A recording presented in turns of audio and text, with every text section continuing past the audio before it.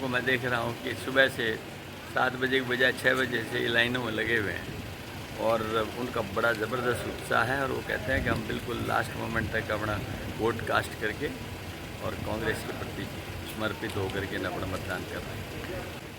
जिसने मतदान करना वो परवाह नहीं करता गर्मी सर्दी की। तो क्या लगता है हरियाणा में कांग्रेस की क्या स्थिति रहने वाली है? 10 की 10 ज़बरदस्त माहौल है। सबसे ज़्यादा मार्जिन आपका रहेगा या किसी और का? देखो, मैं तो भगवान से प्रार्थना करता हूँ हमारा ही रहे। आकलन जो है ना, हमेशा जब भी करे जाते हैं वो हमेशा गलत निकलते हैं, इसलिए मैंने तो आकलन करना बिल्कुल छोड़ रखा है। और वो जो है आज शाम तक पता चल जाएगा, ज़्यादातर वो तब करेंगे आकलन जब लोग सब आके बताएंगे, सारे बूथ्स का इधर उधर से सारी बातचीत होगी, जब ही आकलन होंगे। अभी तो आकलन के बारे में कुछ कह नहीं सकते। सीट पे तो जो आपने जोर शोर से प्रचार वहाँ मैंने प्रचार बहुत जोर शोर से करा था। हाँ, तो मैं समझती हूँ हरियाणा के अंदर सबसे भारी बहुमत से शैलजा जी जो हैं जीत के विजयी भव होंगी और जीत के निकलेंगे। भिवानी महेंद्रगढ़ लोकसभा की अगर बात की जाए तो वहाँ का क्या आकलन जो है आपको? आकलन जो है अभी तक तो सारे के सारे जो जहाँ बात करा है सब ठीक ही आ रहा है। प्रार्थना करता हूँ कि पोलिंग हर आदमी करे, अपना वोट का प्रयोग करे, क्योंकि ये मतदान गुप्त है। आत्मा की आवाज़ पर वोट डालें, शांतिपूर्वक डालें। सभी साथियों से मेरी प्रार्थना, किसी प्रकार का भी मतभेद, मनभेद या कोई टू में बिल्कुल शांतिपूर्वक एक उदाहरण दें कि इस लोकसभा क्षेत्र में किसी से भी कोई कड़ी आवाज़ से नहीं ना बोले, आराम से अपना शाम तक वोट डालें।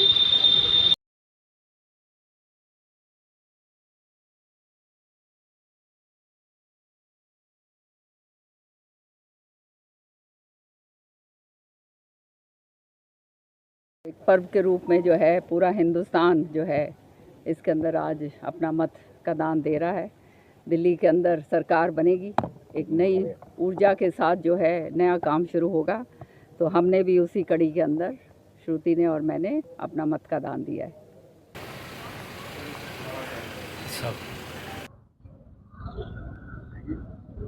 सबसे बड़ा पर्व है आज। मैं मानता हूँ हर व्यक्ति को ज़्यादा से ज़्यादा संख्या में वोट डालना चाहिए। जबकि मैं बीमार होते मेरा ऑपरेशन हुआ है, फिर भी मैं वोट डालने आया हूँ। राष्ट्र को देखते हुए, राष्ट्रवाद को देखते हुए हर नागरिक को अपने देश के लिए वोट का प्रयोग करना चाहिए। और मैं चुनाव था, ये दो मुद्दों को लेकर चुनाव था। एक था राष्ट्रहित, देश मजबूत स्थिति में मजबूत हाथों में रहे, जिस प्रकार 10 साल देश मजबूत हाथों में रहे, आगे भी इसी प्रकार रहे। दूसरा मुद्दा था यहाँ के स्थानीय नेता, यहाँ चौधरी धर्मवीर सिंह हैं, इस प्रकार के नेता हैं, इनके घर न चाहे कोई आधी रात को भी चला जाए, या तो ये मिलते हैं या इनकी धर्मपत्नी मुन्नी देवी मिलती हैं, इनके बेटे मोहित मिलते हैं। हर आदमी को मान सम्मान मिलता है इनके घर पे।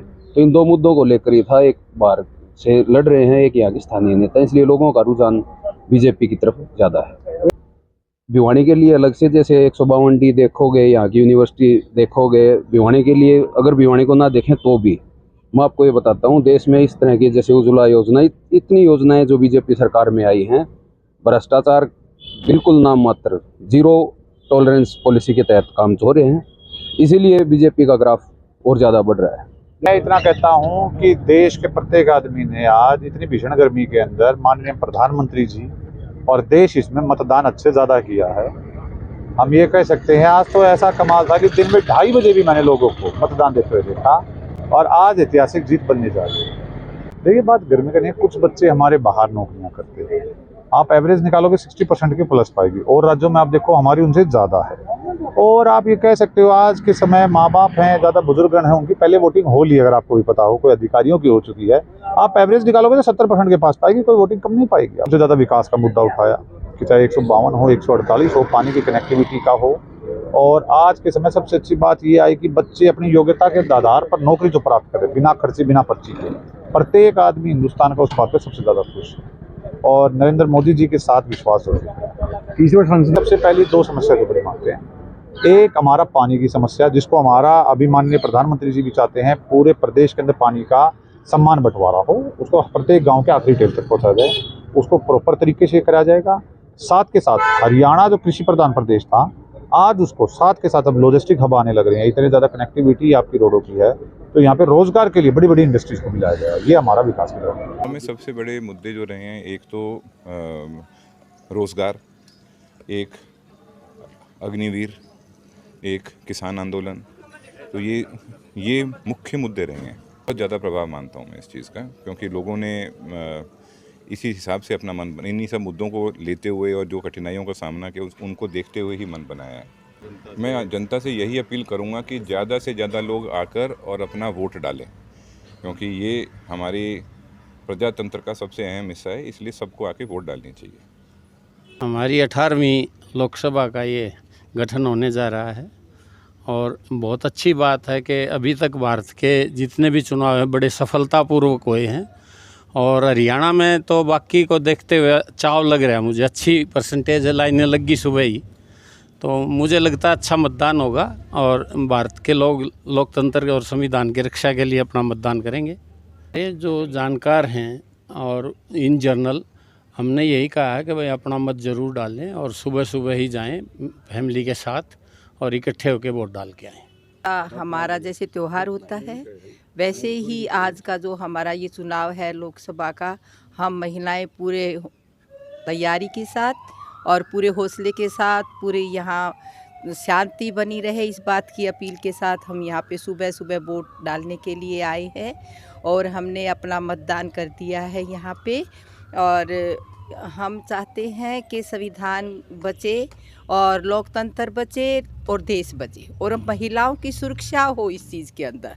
किसान, मजदूर, महिलाएं अपने आप को आज़ाद महसूस करें इस चीज़ को लेके, हम ये मानते हैं। और ये एक अलग सा चुनाव दिखाई दे रहा है और बहुत हौसले के साथ ये चुनाव दिखाई दे रहा है और हम आशा करते हैं कि हमारे भिवानी के अंदर बहुत शांति से ये लोकसभा का चुनाव संपन्न हो, यही हमारी इच्छा है।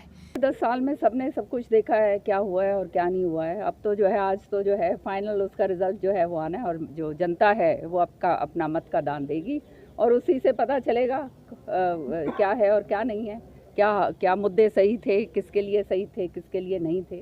तो ये सारा का सारा जो है अब 4 तारीख की इंतज़ार कीजिए। आज सबसे बड़ा दिन है और मतदाता ज़्यादा से ज़्यादा बहुमत में निकल के आएँ और देश में अपनी सरकार बनाएं।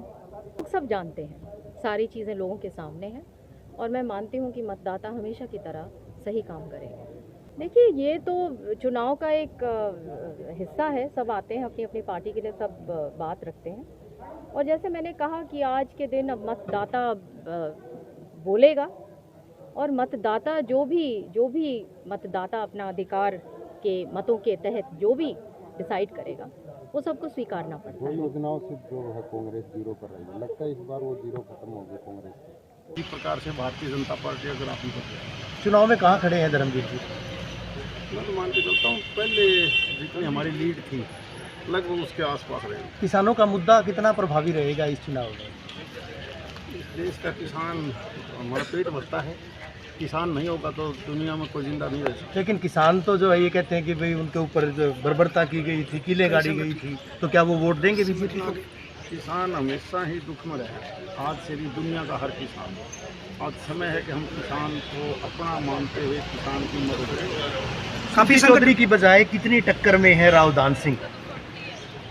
कैंडिडेट कोई महत्व नहीं रखता। एक तरफ भारतीय जनता पार्टी का कमल का निशान है, दूसरी तरफ वो अपने अपने निशान रखते हैं। कोई लोग धर्मवीर जी को वोट देंगे या मोदी जी को? देश के लिए मोदी जी को वोट। काफी